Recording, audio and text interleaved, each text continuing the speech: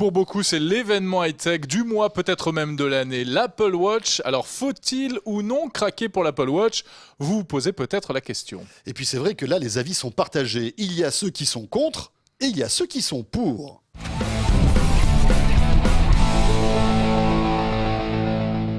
Concentrons-nous sur son prix, Jérôme. Parlons du prix. Évidemment, vous êtes nombreux à le trouver trop élevé, ce prix. Ça démarre à 400 €, ça va jusqu'à 18 000 €. C'est vrai, d'autant plus que là, je te le concède. En plus, il paraît que c'est le produit Apple qui coûterait le moins cher à fabriquer. 80-85 $ à tout casser. Donc c'est une marge énorme. Mais que voulez-vous? C'est la stratégie d'Apple. Plus ils mettent des produits chers et plus ils en vendent. Un mot quand même sur le look de cette montre. Apple vend ça comme un bijou, mais on ne peut pas dire que ce soit dans les standards du luxe et du bijou qu'on peut imaginer. Alors je ne suis pas d'accord parce que c'est pas un bijou de joaillerie, par exemple. C'est un bijou de joaillerie. D'abord en termes de design, il y a un véritable effort de design. C'est malgré tout un design moderne. On n'est pas sur des looks de montres anciennes. À l'époque de Cosmos 99, les montres dans lesquelles tu parlais pour voir, je sais pas moi, le commandant du vaisseau spatial, pas à ça. Un petit peu quand même. Il y avait un petit écran. Sur le choix des matériaux, la version édition en or rosé, enfin, est quand même. Celle à 18 000 €, c'est ça là? Oui, celle à 18 000 € entre 11 et 19. Non, tu peux l'acquérir à partir de 11 000 €. 11 000 €. Ouais. C'est véritablement un bijou. Le bijou, le côté luxe, c'est également au niveau du bracelet. Ils ont fait quand même énormément d'efforts au niveau du bracelet. Non, ce n'est pas une montre. Ce n'est pas une montre, ça. La montre, c'est un micro-ordinateur portable. Oui, exactement. C'est un écran connecté que je porte à mon poignet. Et la différence, elle est là. Et pourquoi je le porte à mon poignet? Parce que il y a énormément de choses que je peux faire avec. J'ai fait une petite liste. Laisse-moi juste te citer. Alors, je ne vais même pas pouvoir tout te citer. Tout ce qu'on peut faire avec l'Apple Watch. Recevoir un appel téléphonique et y répondre. Envoyer, recevoir des SMS ou des messages. Lire ses emails. Mesurer son activité physique, son activité sportive. Mesurer son pouls. Lire l'heure, évidemment. Programmer un réveil. Consulter son agenda. La météo. Regarder ses photos. Télécommander l'appareil photo, faire sonner l'iPhone pour le retrouver. Alors évidemment, mais tout ça, ses billets d'avion, mais bien sûr, mais tu as lu le dossier de presse d'Apple, c'est très bien, c'est pas mal. Mais juste, c'est la pratique, c'est la pratique. Non, mais juste ça, un c'est truc. mal expliqué d'ailleurs sur le site d'Apple. Explique-moi comment tu fais pour répondre à un appel avec une montre. Ah ben, il n'y a rien de plus facile. Non, mais alors comment tu fais? Il y a un bouton vert, voilà, je donc décroche. t'appuies, et qu'est-ce qui se passe après? Ce n'est pas pour téléphoner, mais ça après, ne remplace pas ton téléphone. Qu'est-ce que tu fais? C'est plus fatigant de téléphoner tout le temps comme ça, on est bien d'accord. Sauf que... Non, mais en plus, c'est ridicule. Là, enfin, juste 2 secondes. Essayons de prendre un peu de recul. Mais non, on parle à une montre. Je pense que c'est une vision, encore une fois, excuse-moi, mais c'est une vision et une pratique un peu ancienne des outils numériques. Quelle est la logique? Cet appareil, on en a besoin tous les jours. Alors, il y a des gens qui en ont plus besoin que d'autres, qui sont hyper connectés, d'autres qui, au contraire, peuvent vivre en regardant leur smartphone 3 fois par jour. Donc, c'est pas fait pour eux, c'est pas fait pour eux. Mais pour les gens qui sont non-stop là-dessus, eh bien, c'est simplement pratique. On ne fait rien de plus avec une montre connectée d'une manière générale, pas seulement l'Apple Watch. On fait des choses différemment. Simplement, c'est plus pratique parfois de ne pas avoir à chercher son téléphone qui va être posé sur un meuble plus loin ou dans la poche de son manteau. D'un simple regard, on peut voir qui nous appelle, qui nous envoie un message. On peut répondre. Ça ne veut pas dire qu'on va téléphoner tous les jours. Donc en fait, c'est avant tout un deuxième écran avec lequel tu n'interagis pas finalement beaucoup. C'est-à-dire que tu vas être informé, puis après tu vas poursuivre ton action sur le téléphone principal. Oui, c'est vrai. Souvent, oui, bien sûr. D'accord. Donc 500 € pour avoir un petit écran qui va de temps en temps t'afficher des informations. Tu vas être averti de ce truc-là, et puis après tu vas prendre. En plus, vous voyez, moi aussi, j'ai un iPhone.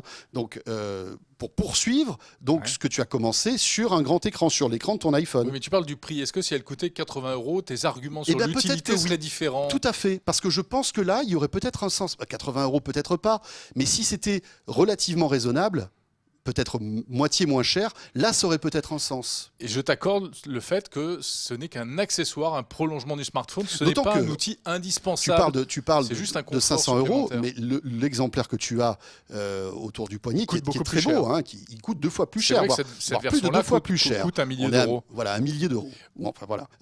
Dans un an, Apple sort une nouvelle montre qui sera encore plus amazing, encore plus machin. Tu n'auras pas l'impression, quand même, un petit peu, de te dire... Ça fait mal. Je ne vais pas rentrer dans les détails, mais je me dis, tu n'auras pas cette impression-là? Mais c'est pas la question, c'est pas le problème. C'est un peu un problème, je ferai la même chose qu'avec tous les produits trop chers. Je trouverai un petit frère, un cousin, un ami et donc tu en rachèteras qui n'a pas eu et qui sera content de me la racheter à moitié prix. Et éventuellement, j'en rachèterai une autre ou je n'en rachèterai pas parce que finalement, je me contenterai de celle-là. Ou peut-être, qui sait, je me serais aperçu que ça ne servait à rien. On verra bien. Et pour l'instant, Et pour l'instant, tu as plutôt un a priori positif. Absolument, et c'est ça que je voudrais dire, parce que c'est quand même ça qu'il faut dire pour répondre à la question.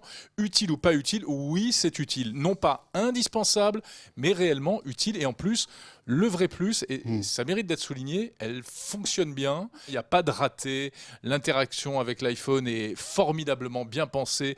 Tout cela dans l'écosystème Apple. Excuse-moi, ils ont réussi leur pari une fois de plus. Alors, toi, tu as parlé de tout ce qu'elle pouvait faire. Moi, je vais dire, enfin, je vais juste énumérer ce qu'elle ne fait pas bien ou qui, à mon avis, peut être un défaut pour cette montre. Il faut la porter serrée sur ton poignet. Parce que si tu la portes pas serrée sur ton poignet, attends, laisse-moi terminer. Oui. Les capteurs ne détectent pas en fait ta peau et donc elle va te demander un code confidentiel et en plus tu n'auras pas tes pulsations. Il y a des gens qui ont envie de porter des montres un peu lâches, tu vois, parce qu'en plus c'est un peu, ça peut être sympa d'avoir une montre un peu lâche, etc. Là il faut qu'elle serre. Voilà, moi je trouve que ça c'est un peu embêtant. J'entends bien, mais attention, quand on dit serré, c'est pas comme des menottes. Hein. On la sent plus. Elle n'est pas étanche, mais même tu te vois aller à la plage avec ce truc-là? Tu peux pas. Enfin, franchement, c'est pas fait pour. Bah, j'irai pas à la plage parce qu'elle coûte trop cher et j'aurais peur de la perdre. Oui, alors qu'il y a des montres très haut de gamme mais, si que tu peux très bien emporter à la plage. Une Patek Philippe, ce serait pareil, j'irai pas à la plage avec. Hein. Mais pourquoi? En théorie, elles sont étanches et elles ont été étudiées parce que ce sont de vrais bijoux pour pouvoir supporter l'eau de mer, le sable, etc. Non, bon, enfin, ça c'est un autre truc.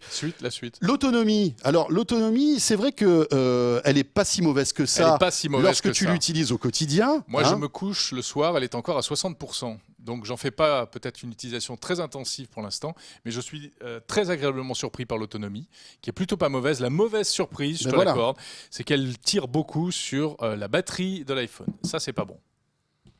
Oui, c'est pas bon du tout. C'est la mauvaise surprise. Ouais. Bon, alors qu'est-ce qu'il faut faire? On va demander à Apple de. Il faudrait que tu te rajoutes on va espérer une mise à jour. Ou branche-toi une batterie supplémentaire. C'est des problèmes qu'on connaît. Hein, la faiblesse de l'autonomie du téléphone. Une grosse batterie comme ça, tu auras ta montre et ta batterie en plus. Bon, voilà. Alors c'est vrai qu'on pourrait en parler pendant encore des heures, mais encore une fois, dites-nous. C'est vrai qu'on a un petit peu forcé le trait là, mais c'était franchement pour que vous ayez un petit peu votre avis concernant cette Apple Watch.